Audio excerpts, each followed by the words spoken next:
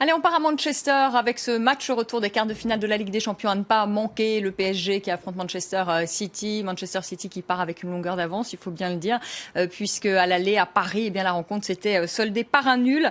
Yann Buxeda, bonsoir, vous êtes à Manchester. Alors tout d'abord, quelle est l'ambiance là où vous vous trouvez? Eh bien écoutez, à quelques heures du match et malgré le temps maussade ici à Manchester, quelques 3000 supporters parisiens ont fait le déplacement ce soir.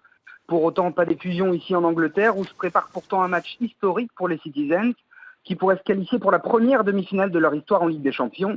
Ils devront pour cela bonifier le résultat nul 2-2 qu'ils ont arraché au Parc des Princes il y a une semaine.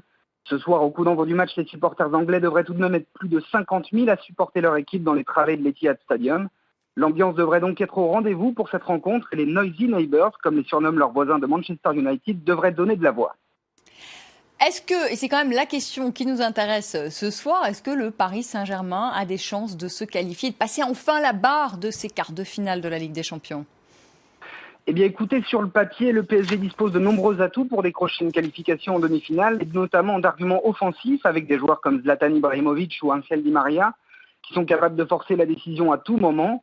Mais ces Parisiens, comme l'a évoqué hier Laurent Blanc en conférence de presse, n'auront pas le droit à l'erreur, contrairement à la semaine passée au Parc des Princes où ils avaient concédé 2 buts évitables. Ce soir, ils devront tout de même composer avec l'absence très probable de leur métronome dans l'entrejeu, l'Italien Marco Verratti, dont le forfait au match aller s'était déjà fait sentir.